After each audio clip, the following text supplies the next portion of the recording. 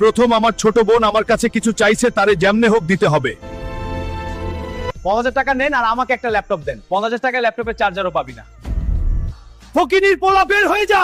একদিন এই শোরুমের মালিক হব, মনে রাখিস। যে জমিদারের 3 মাথা আলা দানবকে হারাবে সে পাবে 100 কোটি টাকা। আমি লড়বো আমার বোনের জন্য অজ্ঞাতনায়। জয় এখানে এমন কোন মায়ের কাছে 3 মাথা আলার সাথে?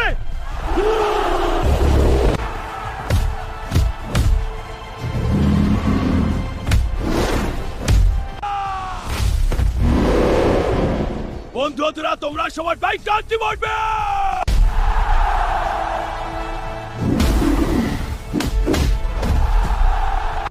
হালকা ভাই পুরস্কারের 100 কোটি টাকা জিতেছে।